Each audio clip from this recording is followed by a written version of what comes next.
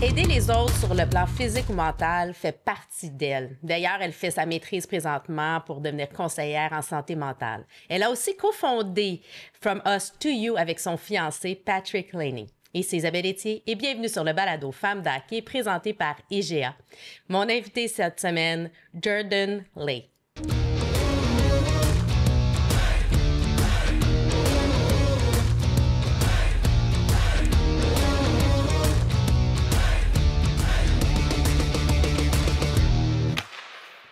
Jordan, bienvenue sur le balado Femme d'Hockey. Bonjour. Ça va bien? Ça va bien. Et toi? Oui, ça va bien, merci. Écoute, je sais que tu apprends le français, and it's good, but we're gonna do the interview in French if it's okay with you. In English, I said. That's better for me, believe me. You guys don't want to hear my French yet. But it's Not yet. already good. I'm trying little by little, so But we'll get there. It's not easy to learn a new language like this, especially French. There's a lot of complication when with the pronoun and everything. Yeah, definitely. I think that the pronunciation has been the most difficult for me so far, but like I said, I'm learning, I'm trying, and little by little. Mm-hmm. So it's a real pleasure to have you today with us. And you just moved to Montreal like last summer. How do you like it so far? Oh my gosh, I love Montreal, and Patty loves it too. It's been incredible so far. There's so much to do. The food is amazing. I feel like you could go and try something new every single day. I'm definitely a city girl, and I feel like the people have also been so welcoming to Patty and I, and it's really been such a treat to move here. Mm-hmm. And what about the journey, like with the Canadiens of Montreal? It's completely different, isn't it? Yeah, definitely. It's a whole nother world of hockey, you know, and it was so surprising to me. I come from a football family, and we didn't have I didn't grow up going to a bunch of hockey games and things until I met Patty and kind of got thrown into that world. And it's been so much fun. The energy in the Bell Center is unlike anything that I've seen. So it's incredible. It really is. Like when the first game of the season, unfortunately, Patty was injured and we didn't know what's going on at that moment. It was even scarier. Yeah. And then how did you live that moment? When he got injured or in the Bell Center? The Bell Center. Yeah, the injury, I can imagine it was like crazy. More the warm welcoming he had. Yeah, oh my goodness. I think that was really, it was a pivotal moment in terms of our welcome to the Bell Center and to the city and everything. It was the first time I think that I have gotten to see in person everybody and that support that's rallying around him. You know, you see things on the internet and it's like, oh my gosh, thank you. But that was the first big in-person hurrah, you know? So it was really helpful too in a difficult time when he was going through the injury. So being able to really see how everybody is rallying around him and supporting him through that injury it makes a really big difference for not just for him, but for me as well. Yeah, because sometimes we forget, but a spouse or a girlfriend or you're engaged now, you've been engaged last summer, but it's also has an impact on you. Mm-hmm. All those criticize or warm welcome, it's part of what you're living as well. Yeah, absolutely. It's been incredible. The people of Montreal have been so supportive and welcoming to us, and I'm very, very grateful for the positive response. You said you're more of a football girl, but what's the place of hockey in your life? How do you like it, or it's really because of Patty, or what is? Well, I would say, honestly, so I grew up in a football family, but hockey, I actually enjoy a lot more than football.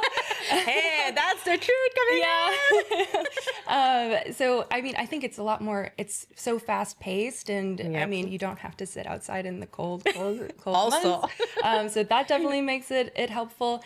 I definitely feel of course, the engagement because Patty is down there and I'm kind of watching him like a hawk, especially in his early phases and everything with this team.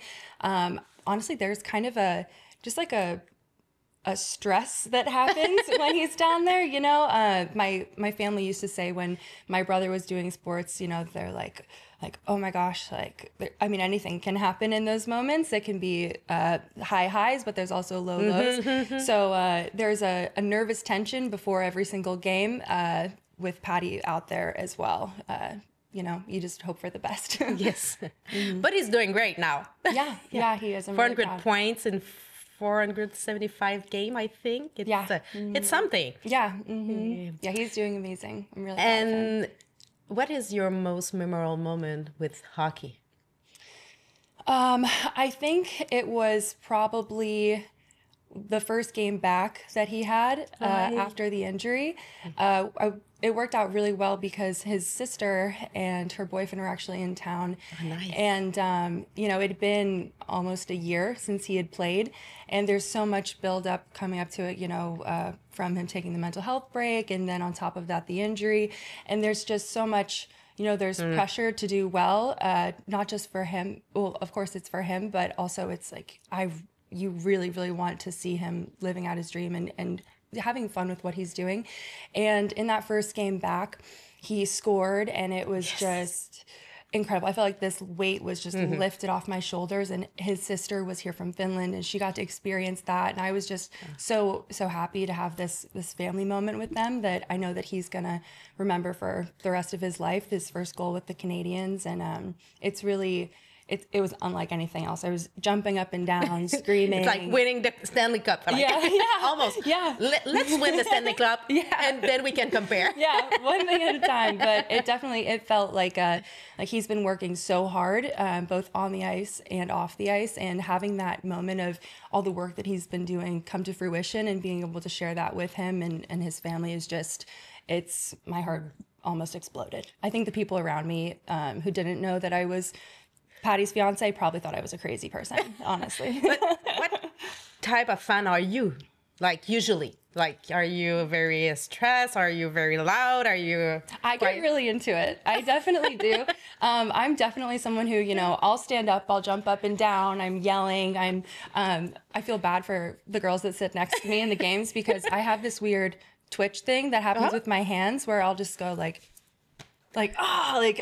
shoot, I'm like very verbal and very we can watch expressive. A game together. Yeah, exactly. I'm that kind of fan too. Yep. I'm like that kind of thing. I feel the tension in my whole body and in my shoulders. So I'm not relaxed at all. You leave the game. You're part of the game. It's like you're almost as into the game than the players. Yeah, it's like an extension of you. If you just focus hard enough, then you can make them do what you want them to do. I think that's what everybody probably thinks when they're sitting in the stands, you know. So do you watch other sport than hockey and football? Honestly, mostly it's just hockey and football. But you don't have time for other sports. Yeah, I get a lot of sports during the week because of that. I am definitely more of a, when I'm not actively using my brain, I would rather read a book or something. Okay. For sure. That's kind of more of how I relax. But yeah, hockey associated with me isn't let's relax and watch a game. It's more of a watch and dance. Yeah, exactly. I don't wind down with sports. I can imagine. In my intro, I said how dedicated you are to help others. You started your journey as a fitness coach, and then you evolved to a mental side of coaching, and now you're doing your master to be a candidate for mental health consulting in New York University. Why it is so important for you? Well, therapy is something that's been exponentially important in my life in terms of shaping who I am, how I deal with adversity. I started going to therapy when I was 14 and I lost my mom to cancer. And it's okay. But it's something that, when I felt uneasy or life is out of control, that was my way to process it. Talking to somebody who's a third party and, you can just say genuinely how you're feeling. You can really just say, I'm having these thoughts and I just need to work through them with someone. And the great thing too about therapy is it's really, you can use it for all kinds of situations and there are different kinds of therapists that are different matches for people. So, in that phase of my life, I needed one kind of therapist. And then when I go through difficult situations later in life, you can ask for something else. It's really, when you're finding a therapist, it's kind of like you're dating someone, like you're building a relationship, and that first therapist might not be a great match. But that means you just need to try somebody else with a different approach. So it's been great for me in terms of processing things that are difficult situations out of your control. So.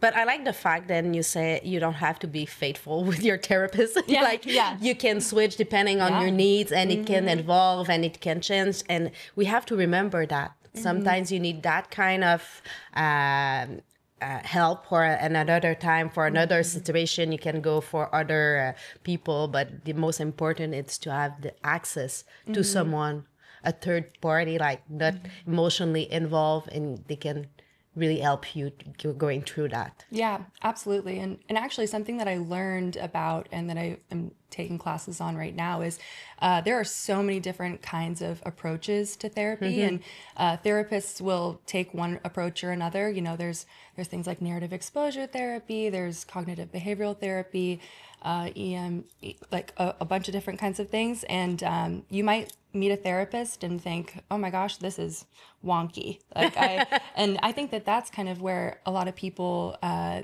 if they say, oh, I tried therapy and it's not for me. I think that sometimes that's because you met with somebody that wasn't the right approach for you. Even Patty and I, we have totally different approaches for what we need when we're seeking support from someone, not just in terms of a professional, but for each other. So you think about, I'm very solution oriented. If I'm asking for help, I want someone to be like, okay, we can do this.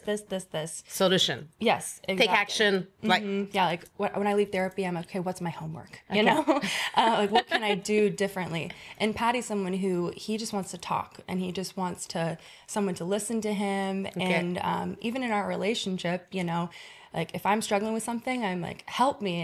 And I need him to be like, okay, well, we can do this.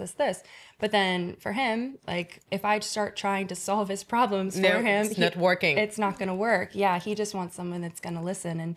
And so that's something that I think I've learned a lot about over not just my program, but just in terms of my relationship with him and everything, and seeing those different approaches. But talking about your experience and your relationship with Patty maybe can help other people to understand what kind of relation they have with the other. And it's not because you need something, then the other needs the same thing. Yeah. It's a good thing. What is your biggest fear? What do I fear? I would say on a lighter note, I'm terrified of ghosts. Okay. Ghosts I'm so scared of. That's something that Patty and I argue about a lot, is if they're real and if I should be terrified of them. Actually, it was funny because around Halloween time, we stepped back into our backyard, and I'm walking Boogie. He's doing his business, and there's a ghost tour going by the area right behind our house. And I was like, we might have to move because there's a stop right behind, and I didn't want to find out why they were stopping. But on a more serious note of what I'm afraid of, I think the uncontrollable is something that I struggle with for sure. And I'm learning to get a lot more comfortable with over time, especially over the whole summer we had a feeling that we were going to be moving somewhere. We didn't know where, and we didn't know when, and we didn't know what the circumstances were going to be.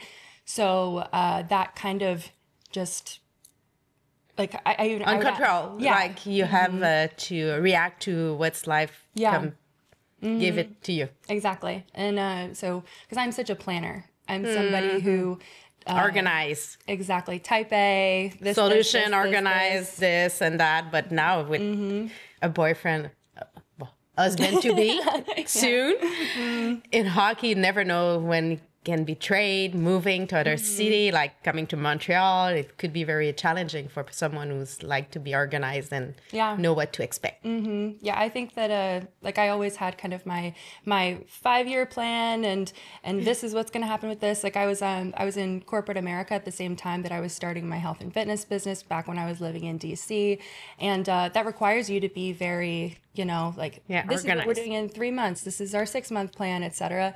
But yeah, it's definitely been an adjustment But something that I keep telling myself is, the universe's plan is way better than my plan, Cool. So I never in a million years imagined, if you would have asked me 5 years ago, that I would be engaged to Patty living in Canada, and I'm part of the hockey world and all this different kind of stuff. I have my, Patty and I have our nonprofit that we've started. And it's just so much better than 20-year-old Jordan would have dreamed of, But I think that when these scary things happen, or are going to happen, you just have to trust, like, okay, there is something this is going to turn into, and I'm going to look back and know why this happened, But let's talk about From Us to You. Yeah.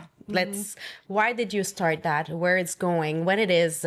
Just to tell people, what is this beautiful project? Yeah, absolutely. So it started when Patty was in the Players Assistance Program over the summer. He took a long break from hockey to work on his mental health and deal with some personal struggles that he'd been dealing with for a while. And when he entered the program, we were getting so many messages of support with people sharing their own stories about things that they'd been struggling with. And they were expressing how much it meant to them that Patty was opening up about his mental health struggles. And so I was thinking, okay, if people are benefiting from Patty sharing their story, then that same principle can be replicated, duplicated, everything, But there's a lot of those stories that happen, behind the DMs and personal messages, one-on-one conversations. You'd be surprised how many people are going through something that you just have no idea about. So we wanted to take that principle and do a project with it, kind of amplify that voice of the community, and just work to destigmatize mental health in some way. And it started with it being just an Instagram page, and that's what it has been up until very, very recently.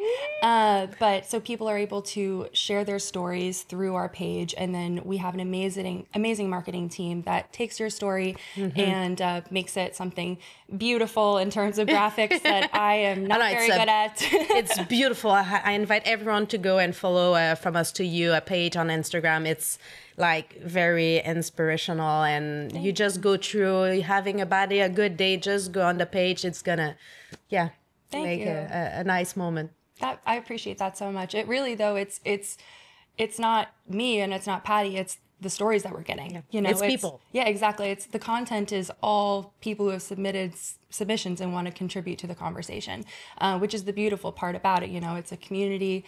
And we have so many different kinds of topics on there as well. And really what we wanted to do is, when we started it, we're like, okay, we'll just see where this goes. We'll see what happens. And something that our team actually told us is, people are going to tell you what they want from this. They're going to kind of tell you what next steps are and what they need from this.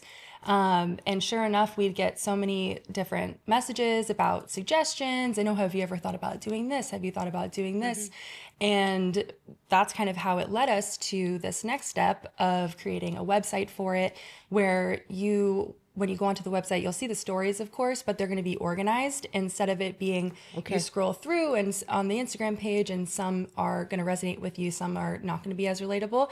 But this way, you're going to be able to go to the page, see the category. So, for example, if you are experiencing grief, then you're going to go on that section on the website. Yes, and then you'll be connected to stories specifically about grief, and also resources that are going to be connecting you to that specific topic as well. So we're really, really excited about that. And then the second part of it, since we're now officially a nonprofit. And congratulations. Wow, it's something. Thanks. It's huge. It's not easy to create a nonprofit SBL like that. It's a process. There are a lot more steps to it than I thought there were. But it's incredible, because we also we really wanted to be operational in the US, Canada, and Finland, because those are the different countries that we are involved with, and that we have presence in, and that adds layers. We're being able to operate internationally, but yeah, with those donations that we're now going to be able to receive, we want to be able to provide scholarships for therapy for people that don't have access to those kinds of means. You're so much involved. It's incredible. Even though when you just moved to Montreal, I do remember a couple days after or week, you were already at the Douglas Foundation event. And just now you joined Paul Byron at the panel Le Hockey, Le Hockey en Parle, organized from the Canadian and also Sport Aide, Jeune en Tête, and from us to you. So even with the traditional, visit at Saint-Justine, Patty has the friendship bracelet. Did you make those? No, I didn't make them. Because I was kind of jealous. I wanted that friendship bracelet. So you told us earlier you like to plan. Where do you see you in 5 years? Oh my gosh.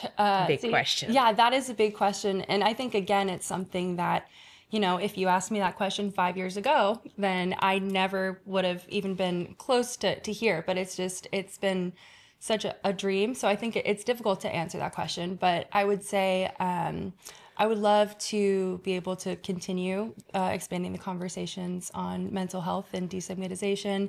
A lot of people have said that they'd love to see a podcast with From Us to You, like talking about, just again, highlighting different stories of mental health struggles from different people in the community.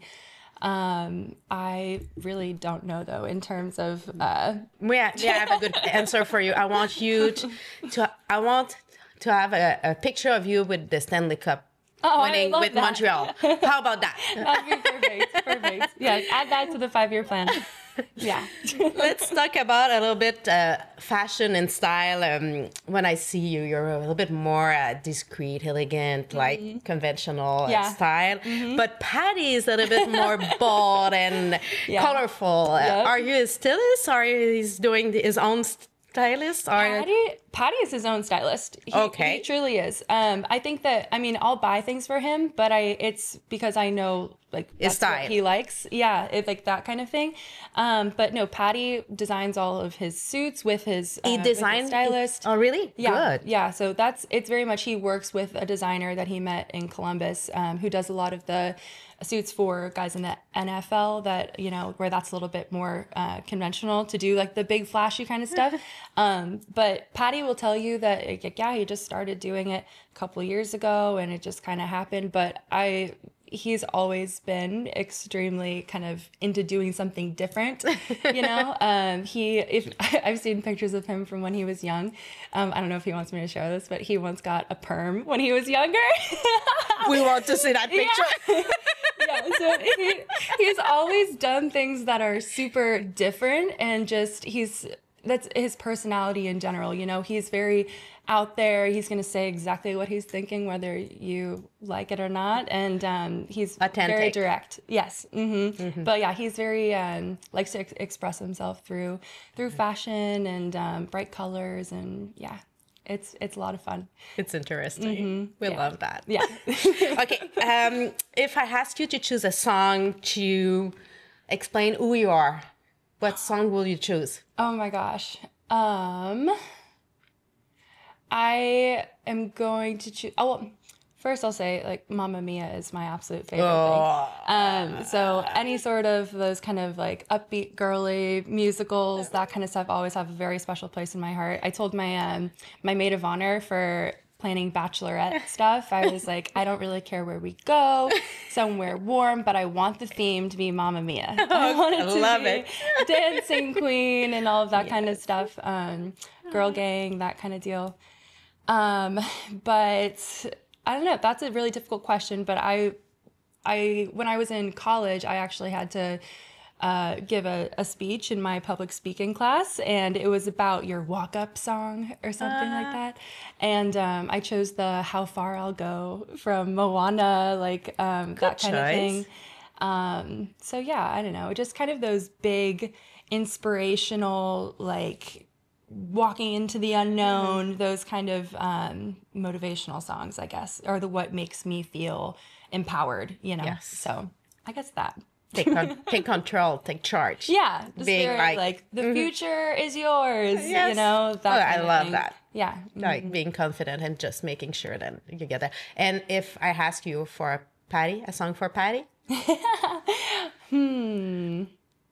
a song for Patty. The goal song of the Canadiens of Montreal. Yeah. Patty, yeah, maybe that. I don't know. For this year. Yeah. I have the, I don't want to share our wedding song yet, but that one's the one that like is coming to mind for me, I guess. But I will say Patty really loves Kygo. He loves EDM. He loves like the very upbeat kind of music, that kind of thing. But yeah, his taste kind of fluctuates all over the place too. So like his style, he likes to exactly loud. Depending on the mood. Yeah, he's going there. Loud, colorful. Yeah. Maintenant, tir de barrage. This is this or that. You answer, and you can explain or not, depending, and you take it the way you want. So, stay in or go out. Go out. Go out. Visit the past or visit the future. Visit the future. Yeah, let's see where it's going on. Truth or dare? Dare. Dare? Yeah. Oh. Actually, I'm going to say truth. Okay, Yeah. you can change. Oh, you can choose both. I say truth. Resolutions or goals? Goals, for sure. Objective, and we go. Dancing or singing? Dancing. Yeah. Poutine or smoked meat? Have you tried? I have. I've tried both, and they're both so good. I'm going to say poutine because French fries are like my favorite. So. Oh, I love it. Okay, and that one is very difficult. Youpi or Mentale? Youpi. Yeah. Yeah, you're in my... Anyways, Mentale is retired. Immediately Youpi. Maintenant, le moment la cage. So it's time for you to share with us like an untold story. It could be about you. It could be about you and Patty. You decide. It's time to listen to you. You take control. I have a good one for this. So every year around Christmas time, they do a family skate, and they invite the players and their families, obviously, but also it's the people who work around us, like the trainers and the GM and president, owner, everybody. The Molsons were there, everything. And I asked, because I'd seen some of my other friends bring their dogs to the rink. I was like, oh, can I bring Boogie? Can Boogie come to the family skate? And they go, oh, yeah, sure. Like, bring him. No issue. I was like, great. Sounds good. So we bring Boogie, and it's his first time out there, and he's having a great time. Patty's like going around with him, doing the puck and everything. Everyone's going in a circle. He met Santa Claus, the whole deal. And all of a sudden, after like 10 minutes, Boogie squats in the middle of the ice at the Bell Center. Twice. It wasn't even just once. It was twice. And everyone... I just go, I see this like happening in slow motion in my head. He's squats, and I go, and I had poopy bags, but they were in my bag in the locker room. So I was like, what am I going to do? So Patty's like, I'll go get them. So he skates off the ice really quick to go and run and get them. I'm out there by myself now, just waiting. And luckily, somebody else had a bag because they brought their dog too, but I was mortified because I can imagine everybody, so but the good news is they've been on a hot streak ever since. So maybe we have what happened. It's not Martin Saint-Louis, c'est pas la barbe de Martin Saint-Louis. It's the poo of Boogie on the ice. That's the reason why. That's the secret ingredient. We love that. Oh, thank you so much, Jordan. I love that. Yeah, exposing all of our embarrassing moments on this podcast. Yeah, Patty's going to be very happy with me that I just... But we're doing great with the Canadian right now, so it's okay. It's a good story. Well, that's what everybody said. They're like, hey, maybe it's good luck. Maybe it's good luck. And...